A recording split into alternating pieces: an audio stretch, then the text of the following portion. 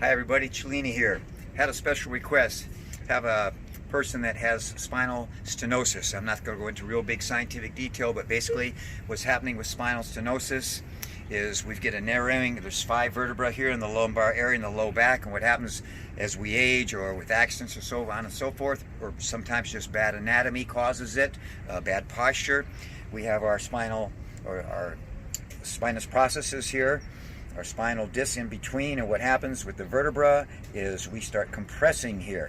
Now, a lot of it's just sometimes posture. We tend, as I've gone into other videos before, here's a bowl of water, 3 weights of main weights of the body: the head, the torso, and the hips.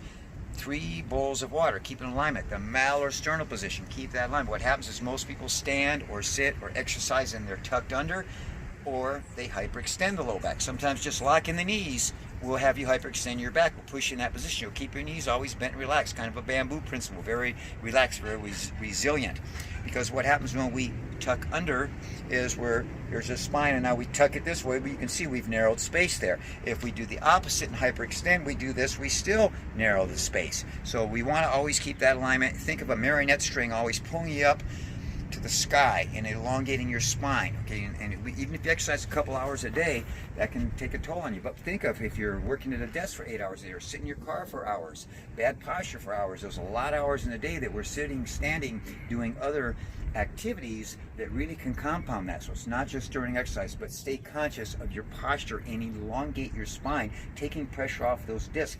There's 2 holes in those spine, in the spine there area, in the vertebra, called foramen, and your pairs of paraspinal nerves come out there and feed every area of the body. When those get compressed and pinched, you start getting pain and problems, and it affects all your movements and biomechanics and physiology, every function in your body. Those nerves affect everything. So we want to relieve that stress. Show you real quick some stretches here.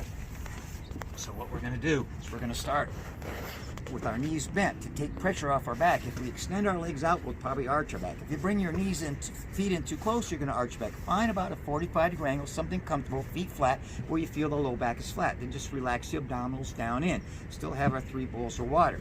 So what we're going to do now is we're just going to do a simple stretch up and grab behind me. If you go here, you might press your knee a little bit, so just grab under. It's easier. What you don't want is to have your neck and shoulders up.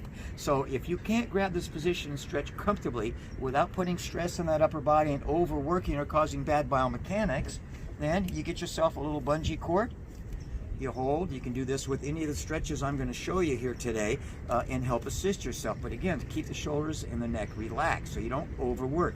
You want to do this in a very relaxed way, not with a lot of muscular energy and tension. You can also use a towel to assist you on any of those stretches that I'm going to show you today. So I'm just going to do it with my body. So very simple, just one side up. You're stretching the hip and the low back here. Now, the buttocks, the glutes, and your hip and your hamstrings are very tied into the low back and affect that area. So we're going to do a quick stretch, follow them just for sake of time. So you can hold this 30 seconds, a minute, whatever feels good. Don't force it. Don't pull up to where you round that low back. Keep that low back flat. If you get a pinch here, change your angle or back off a little bit. Obviously, you want to do everything on the other side. Next thing I'm going to show you real quick is that we're just going to do a little bit of lifting, a little support here. We're just going to go up real slow, peeling the lower vertebra up. We're just going to do a little lift, just a little bit. Now you can eventually, and then roll the spine back down. Keep the abdominals tight. So we're thinking of elongating this way. I'm taking my hips that way towards my knees to elongate that spine. If you go up and get a reverse arch or curve, that's bad. So the highest you want to go is just where it's flat. You don't want to overwork your legs. Keep a support here. Think of triangulation. Weight on your heels, weight on your hands, weight on your shoulders. That's where the weight should be. Abdominals stay tight all the time. So we just want to bridge up a little bit. This will help strengthen your abdominals, hip flexors, low back is getting stretched and strengthening at the same time. Another thing is a pelvic turtle. Now think about the bowl of water is this way, but imagine a bowl of water is here now.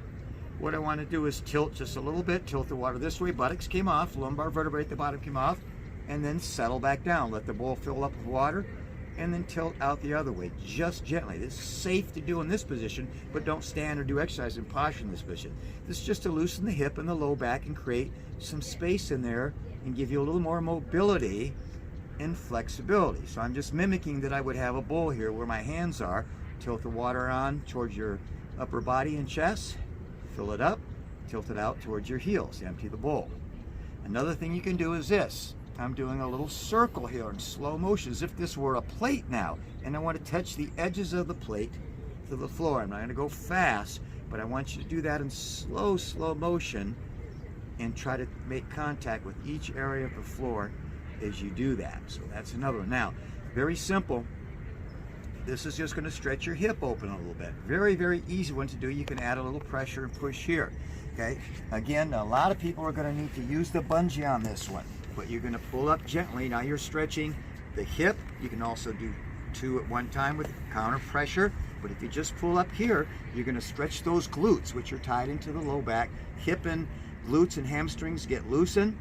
You're going to really affect that low back positively. Take stress off the back if those areas are loose. If they're tight, they're going to affect your low back. Right? I'm just going to set that back down and just go right in to the hamstring stretch, wherever it's comfortable for you. Again, use a tower bungee if you don't have the flexibility I have. If you flex your foot like a runner stretch, it will put more stretch here. You'll feel it all the way up, much more. If you do here, you're not going to feel that stretch as much. So these are the stretches you want to do. Now I went too high now, I rounded the low back. Keep it flat. And then eventually you can build your flexibility up in that area. Feet down, same 45 position. Now just real easy. Do this in the morning stretch.